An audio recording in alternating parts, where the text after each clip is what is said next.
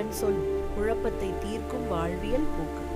வாழ்க்கை ஒவ்வொருவருக்கும் தனித்துவமான பயணமாக தொடங்குகிறது. சிலர் சாதாரண மகிழ்ச்சிகளை காண்கிறார்கள், சிலர் எதிர்பாராத சவால்களை நோக்கி செல்கிறார்கள். அதுவே மனித வாழ்க்கையின் இயல்பு, உயர்வு மற்றும் இறக்கம். ஆனால் அதிகமான மன அழுத்தங்கள், மனக்குழப்பம், பதட்டம் நம்முடைய உள்ளத்தை வீழ்த்தும் போது நாம் ஒரே இடத்தில் முடங்கிய போல் உணர்கிறோம். அந்த நிலையின் நடுத்தரத்தில் ஒரு வாக்கு நம் உள்ளத்தில் ஒலிக்கும் போது அது நம் மனதை சுத்தமாக மாற்றும். அந்த வாக்கு சிவன் சொல் உன் மனத்தை தெளிவாக்கும். இதன் உண்மை என்ன? இந்த அர்த்தத்தை நாம் கீழே பார்க்கலாம். குழப்பம் என்பது மனத்தின் மேகமே. மனசு ஒரு வெளிச்சமற்ற மேகத்தை போல். எந்த ஒரு விஷயத்தில் சந்தேகம் வரும்போது அது நம் மனத்தை மறைத்துவிடும். அப்போது நம் பயணத்துக்கும் நோக்கிற்கும் வழி தெரியாமல் போகும். இது இயல்பானது. இப்போதும் நாம் நம்ப வேண்டியது குழப்பம் நிலையானது அல்ல, அது ஒரு தற்காலிக மேகம் மட்டுமே. சிவனின் சொல் அமைதியின் வாக்கு. சிவன் எனும் பரம்பொருள் உண்மையான அறிவின் வெளிச்சம். அவரின் சொல் ஒரே ஒரு வாக்கில் உன் மனம் தெளிவடையும். இது ஒரு வரூப கால வழிமுறை அல்ல, இது உள்ளத்திற்கும் நேர்மைக்கும் வழிகாட்டும் வழிகாட்டி. அந்த சொல் நமக்கு சொல்வது, நம் உள்ளம் அலைகடும் போது அமைதி தேடு. அறிவு மூலம் அகந்தையை மறுத்துவிடும். மனம் உன் எதிரிகளை பார்த்து பயப்படாது. இது ஒரு புனிதமான உத்தரவு. மனம் தெளிவடைய செய்வது எப்படி? மனம் தெளிவு பெற சில அடிப்படை நெறிமுறைகள். சுய ஆய்வு. உன்னை உன்னாலே கேளு. என்ன என் பயம்? என்ன என் நோக்கம்? இதுதான் மனம் புரிந்து கொள்ளும் முதல் படி. தியானம் மற்றும் சிந்தனை. ஒவ்வொரு நாளும் 5 முதல் 10 நிமிடங்கள் அமைதியாக உட்கார்ந்து சுவாசத்தை கவனித்து நோக்கவும். இந்த நடைமுறையே உயர்ந்த மனவளத்தை தரும். நம்பிக்கை வளர்த்து வைத்தல். ஒரு தெய்வீக வாக்கு அல்லது உறுதிப்பாடு மனத்தை உறுதியாக்கும். எடுத்துக்காட்டு, நான் தினமும் முன்னேறுவேன். இந்த நம்பிக்கைதான் மனத்தை துணைக்கிறது. குழப்பத்தை நம் எதிரியாக நினைக்காதேனும் பல சமயங்களில் குழப்பத்தை எதிரி போல பார்க்கிறோம். ஆனால் அது ஒரு ஆசிரியர் மாதிரி. ஆனால் நம் வாழ்வில் தேவைப்படும் உண்மைகள் மற்றும் குறைகள் எதை தீர்க்க வேண்டும் என்று காட்டுகிறது. குழப்பம் நம்மை கெட்ட வழி காணச் செய்யும் இல்லை, அது நம்மை மெய்யான பாதையை நோக்கி முன்னேற்றுகிறது. சிவன் சொல் உன் மனத்தை தெளிவாக்கும். இது வெறும் வார்த்தை அல்ல, இது உண்மையான வாழ்க்கை வழிகாட்டல். மனது தெளிவாகும் போது நாம் எது செய்ய வேண்டும், எது வேண்டாம் என்று தெளிவாக அறிவோம். அப்போது வாழ்க்கை ஒளியடையும். உன்னுடன் நான் இருக்கிறேன். உன் மனம் தெளிவடையும். சிவவாக்கின் ஆன்மீக பயணம். பயப்படாதே, உன்னுடன் நான் இருக்கிறேன்.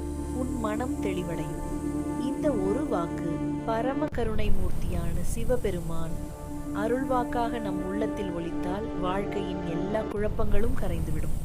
மனக்குழப்பம் மனிதனின் இயல்பு. வாழ்க்கை எப்போதும் ஒரே நிலையாக இருப்பதில்லை. சந்தோஷம், துன்பம், வெற்றி, தோல்வி இவை அனைத்தும் அலைபாயும் கடலை போல மனிதன் பல நேரங்களில் தனிமையிலும் பயத்திலும் பதட்டத்திலும் தள்ளாடுகிறான். என் வாழ்க்கை எங்கு செல்கிறது என்ற கேள்வி அவனை உள் மனதில் சிதைக்கிறது. அந்த நேரத்தில் சிவன் சொல்வது, நான் உன்னுடன் இருக்கிறேன். இது ஒரு ஆறுதல் வார்த்தை அல்ல, இது பரம்பொருளின் உறுதி.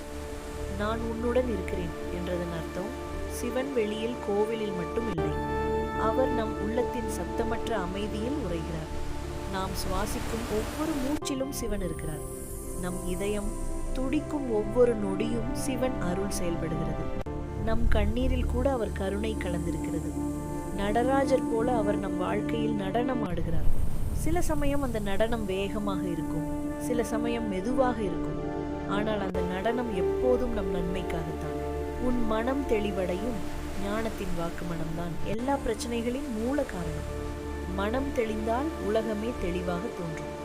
சிவன் கூறும் தெளிவு என்பது அகந்தை குறையுதல், ஆசை அடங்குதல், பயம் கரையுதல், நம்பிக்கை எழுதல், விபூதி நம் நெற்றியில் பூசப்படுவது எல்லாம் நிலையற்றது என்ற ஞானத்தை உணர்த்துகிறது. அந்த உணர்வு வந்தால் மனம் தானாக அமைதியாகிறது. சரணாகதி என்னும் முழு ஒப்புதல். நான் உன்னுடன் இருக்கிறேன் என்ற அருள்வாக்கை உணர நாம் செய்ய வேண்டியது ஒரே ஒன்று, சரணாகதி. சரணாகதி என்பது எல்லாம் உன் செயல் என்று ஏற்றுக்கொள்வது, நிகழ்வுகளை எதிர்க்காமல் புரிந்து கொள்வது, துன்பத்தில் கூட நம்பிக்கையை விடாமல் இருப்பது. அப்போது சிவன் நம் வாழ்க்கையில் மறைந்திருக்கும் வழிகளை வெளிச்சம் போட்டு காட்டுவார். துன்பம் பரிசுத்தமாக்கும் தீ. சில நேரங்களில் நாம் சந்திக்கும் துன்பங்கள் சிவன் நம்மை வலிமையாக்கும் ஒரு சோதனை. அக்னி தங்கத்தை சுத்திகரிப்பது போல வாழ்க்கை சோதனைகள் ஆன்மாவை சுத்தமாக்குகின்றன. அந்த நேரத்தில் சிவன் சொல்லுகிறார், இது முடிவு அல்ல, இது உன் உயர்வின் தொடக்கம். இறுதி உண்மை, சிவன் எப்போதும் நம் பக்கம் இருக்கிறார். நாம் அவரை உணராமல் இருப்பதுதான் வேறுபாடு. மனம் அமைதியாகும் போது அவரது குரல் தெளிவாக கேட்கும். பயப்படாதே, நான் உன்னுடன் இருக்கிறேன். உன் மனம் தெளிவடையும். வாழ்க்கையில் எத்தனை இருள் வந்தாலும் சிவன் அருள் ஒளி அதை களைக்கும். நாம் செய்ய வேண்டியது ஒவ்வொரு நாளும் நம்பிக்கையுடன் ஓம் நம சிவாய என்று ஜெபிப்பது. அப்போது நம் உள்ளம் நித்திய ஆனந்தமாக மாறும். ஓம் நம சிவாய. நம்பிக்கை துரோகியை முறியடிப்பது எப்படி? சிவன் காட்டும் வாழ்க்கை பயணம். மனித வாழ்க்கையில் மிகப்பெரிய காயம் என்னவென்றால் அது நம்பிக்கை துரோகம். நாம் முழு மனதுடன் நம்பிய ஒருவர் நம்மை ஏமாற்றும் போது அது வெளிப்புற காயம் அல்ல, உள்ளத்தின் உடைப்பு. அந்த வேளையில் நாம் கேட்கிறோம், ஏன் இது எனக்கு நடந்தது? அதற்கு வாழ்க்கை பயணமாக பதில் அளிப்பவர் சிவபெருமான். 1. துரோகம். விழிப்புணர்வின் தீ சிவன். 3வது கண் திறப்பது அழிக்க மட்டுமல்ல, அது உண்மையை வெளிச்சம் போட்டு காட்ட. நம்பிக்கை துரோகம் நம் வாழ்க்கையில் வரும்போது அது நம்மை விழித்தெழச் செய்கிறது. யாரை நம்ப வேண்டும்? எதை நம்ப வேண்டும்? எவ்வளவு அளவுக்கு நம்ப வேண்டும்? இது ஒரு பாடம், மனிதரை அல்ல, இறையை நம்பும் நிலைக்கு கொண்டு செல்லும் பாடம். 2வது உணர்ச்சியை கட்டுப்படுத்தும் ஞானம். துரோகம் நடந்தவுடன் கோபம், சோகம், பழி வாங்கும் எண்ணம் எழலாம். ஆனால் சிவன் நீலகண்டன், விஷத்தை விழுங்கியவர். அவர் காட்டும் பாதை, விஷத்தை வெளியே துப்பாதே, அதை உள்ளே தாங்கி ஞானமாக மாற்று. அதாவது காயத்தை கருணையாக மாற்ற வேண்டும். 3வது கர்மத்தின் புரிதல். வாழ்க்கையில் நடப்பது அனைத்தும் ஒரு காரண காரிய நியதி. சிலர் நம் வாழ்க்கையில் வருவது நம்மை கற்றுக் கொடுக்க. துரோகி நம்மை வலிமையாக்க வந்த ஆசான் போல. அவர் நம்மை உடைக்க வரவில்லை, உருவாக்க வருகிறார். 4வது அகந்தையை முறியடித்தல். நாம் ஒருவரிடம் அதிகமாக பற்றுக்கொள்ளும் பொழுது அது அவனே என் உலகம் என்ற நிலைக்கு கொண்டு செல்கிறது. சிவன் நமக்கு உணர்த்துவது உலகம் தற்காலிகம், பரம்பொருள் மட்டுமே நிலையானது. அந்த உண்மை புரிந்தால் துரோகம் மனதை உடைக்காது. 5. மன்னிப்பு. உண்மையான வெற்றி துரோகியை வெல்வது பழி வாங்குவதால் அல்ல, மன்னிப்பதால் தான். மன்னிப்பது என்பது அவர் செய்ததை ஒப்புக்கொள்வது அல்ல, ஆனால் அந்த காயம் நம்மை ஆளவிடாமல் இருப்பது. இதுவே சிவபெருமான் காட்டும் உயர்ந்த பாதை. வாழ்க்கை பயணத்தின் முடிவு நம்பிக்கை துரோகம் வாழ்க்கையின் முடிவு அல்ல, அது புதிய அத்தியாயத்தின் தொடக்கம். சிவன் வாழ்க்கையை ஒரு தாண்டவமாக காட்டுகிறார். சில அடி வேகமாக இருக்கும், சில அடி மெதுவாக இருக்கும். ஆனால் இறுதியில் அந்த நடனம் நம்மை உயர்த்துகிறது. துரோகி உன்னை உடைக்க முடியாது, நீ சிவனை நம்பினாள். மனம் உறுதியாக சொல்லட்டும், என்னை யாரும் காயப்படுத்தலாம், ஆனால் நான் உடைய மாட்டேன். சிவன் என்னுடன் இருக்கிறார். ஓம் நம சிவாய. சிவபெருமாள். வாழ்க்கை என்ற பாதையில் நாம் நடக்கும்போது கஷ்டம் என்பது நிழல் போல் நம்மை தொடர்கிறது. சில நேரங்களில் அது மிகுந்த இருளாக மாறி இது எப்போது முடியும் என்ற கேள்வியை நம் மனத்தில் எழுப்புகிறது. அந்த வேளையில் ஒரு தெய்வீக குரல் நம் உள்ளத்தில் ஒலிக்கிறது. இவன் உன் கஷ்டத்தையே எல்லாம் போக்குவார். அந்த இவன் யார்?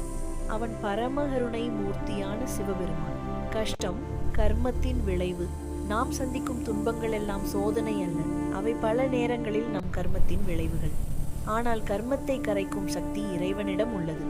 சிவன் பாசுபதி, பாசங்களிலிருந்து உயிர்களை விடுவிப்பவர்.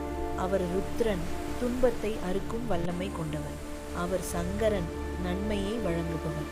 துன்பத்தின் கடலில் அருள் துறைமுகம். வாழ்க்கை ஒரு கடல் எனில் கஷ்டங்கள் அலைகள். அலைகளை நிறுத்த முடியாது, ஆனால் கரையை அடைய முடியும். அந்த கரை இறை நம்பிக்கை. ஓம் நம சிவாய என்ற மந்திரம் நம் மனத்தில் ஒலிக்கும் போது அலைகள் மெதுவாக அடங்குகின்றன. மனக்குழப்பம் குறைகிறது, நம்பிக்கை பெருகுகிறது. துன்பத்தை தணிக்கும் அருள் சிவன். 3வது கண் திறப்பது அழிவுக்காக மட்டுமல்ல, அது அறியாமையை அழிக்க. நம் உள்ளத்தில் இருக்கும் பயம், சந்தேகம், குற்ற உணர்வு, இவை அனைத்தையும் அவர் கரைத்து விடுவார்.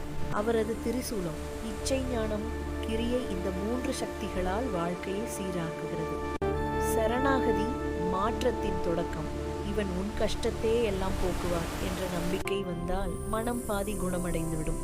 நாம் செய்ய வேண்டியது தினமும் இறைவனை நினைவு கூறுதல், அகந்தையை விலக்குதல், நல்ல எண்ணங்களை வளர்த்தல், பிறருக்கு உதவி செய்தல். அப்போது சிவன் அருள் செயல்படும். அனுபவத்தின் உண்மை பலர் தங்கள் வாழ்க்கையில் துன்ப காலங்களில் சிவனை நாடிய போது எதிர்பாராத வழிகள் திறந்ததை அனுபவித்துள்ளனர்.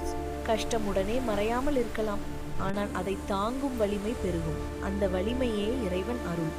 இருள் எவ்வளவு அடர்ந்தாலும் ஒளி ஒரு சிறு தீப்பொறி போதுமானது.